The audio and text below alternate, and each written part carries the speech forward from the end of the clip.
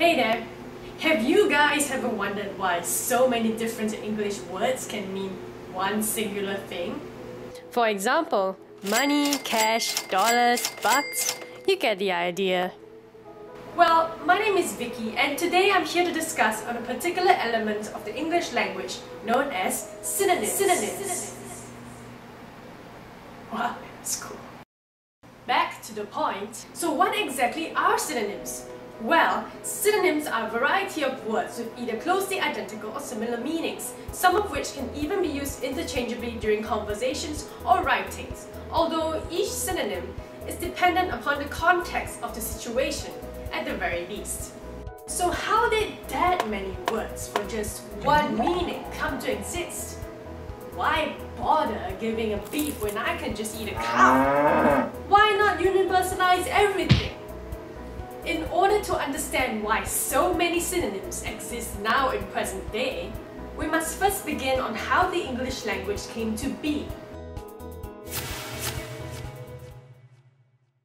After the Roman invasion of Britain in 5th century AD, 3 Germanic tribes known as the Angles, Saxons and Jutes invaded Britain, bringing with them their culture and terms for speaking. Apparently, the language of the Angles was called English, which pretty much serves as a self-explanatory reason for how the word English and relatively England was formed. Due to the similarity between the tribes' languages, Old English was born in the year 450. In 597, however, more Latin words were added into the language via the influence of St. Augustine and his faith in Christianity. Soon, the Norsemen, also known as the Vikings, arrived in 878 AD and brought their own set of words, followed by the birth of the Middle English period in 1066, where the Duke of Normandy conquered England and its current language with their version of French. Approaching the end of the Middle English period in 1400s, the Great Vowel Shift happened, and so did printing, which brought some form of standardization to the English language. This is quickly ensued by the Industrial Revolution and advancements of technology in the late modern English period, not to mention the fact that the British interacted with many of other countries' natives upon occupation of their territories, evolving the language with foreign loan words. When England colonized North America in the 1600s, a distinctive variety of American English was formed, also with Spanish influences such as canyon and wrench, and new West African words added into their lexicon, thanks to slave trading. As you have noticed, the English language has had the privilege of bountiful source countries adding their own words to the receiving language. Hence, certain words will commonly be associated with others in meaning due to the very fact that these words originally came from other countries. Interestingly, abused trademark names can unintentionally form part of the family of synonyms too. Heard of the brand Hoover or Panadol? Why, those are actually brand names which are not supposed to be a substitute to the words of the items they represent. But wrong usage of their trademark names resulted in not only their companies losing the right to their marks, but new additions to the synonyms of its representative words, such as the vacuum. Still, why is it then that synonyms remain a very important part of the English language, or any language for that matter? And why are more and more new words starting to be associated with a meaning that already has so many representative words? Well, we can't study synonymity scientifically without relating it to the psychology of a human being. Yes, that's right. We ourselves ensure the growth of synonyms, antonyms, homonyms, and all the other names based on contemporary usage, significant events, culture, locality, situational contexts, and even our personalities. You see, words don't just become associated with a meaning for no reason. It usually requires the majority of the language speakers to support the notion before it merits a place in the thesaurus. Let me give you a rough idea. Did you know that the word awful actually derived from the word and meaning or, as in positively, eventually extensive human usage, and of course, a bit of sarcasm, amended the word awful so much that it literally means very bad. And I'm not being sarcastic. It is important to note, however, that a synonym is not necessarily synonymous to the meaning.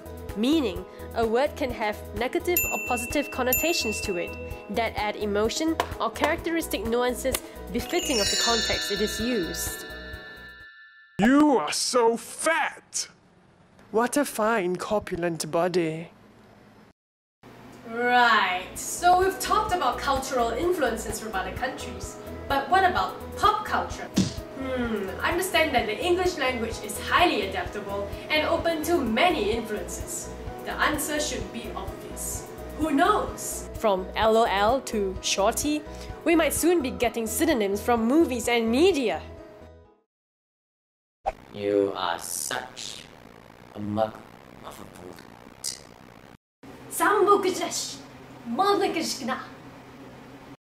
In all honesty, the English language probably has the highest number of synonyms for most words compared to any other language. Perhaps this is due to the way the language is used and the significance certain words mean to the English speakers, such as money, for instance. If we bring in the language of the European semi-indigenous group, you will find that they have about a dozen or more synonyms for the mere word snow, and that's saying a lot about their type of values and culture. Which brings me to another question.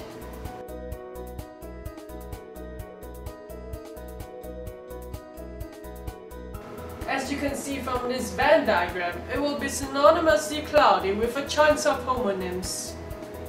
In other words, a homonym is like an inverse of a synonym. Let me show you what I mean. Ladies and gentlemen, this is me. Hey! Don't be mean! Anyway, synonyms of mean would be the following. Homonyms, on the other hand, would mean this.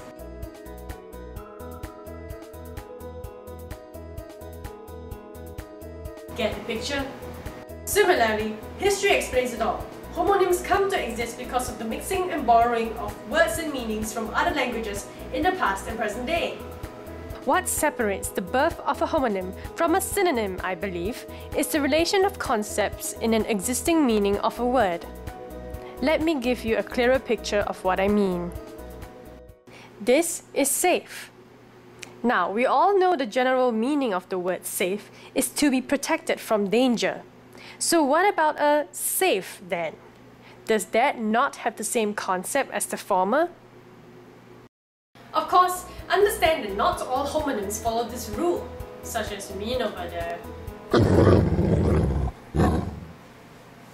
To sum it up, synonyms, homonyms, and all other elements exist in our English language today as diverse tools to express ourselves through subtle meaning and detail, otherwise basic conventional words could not have put forth directly. They exist because of the past, and now exist for the present, where English is used in more than 70 different countries, some of which have ironically contributed to parts of the language itself. Conclusively, there will be more synonyms and changes to the English language in time to come, due to new worldly events, conventionalization, and cross-linguistic influences.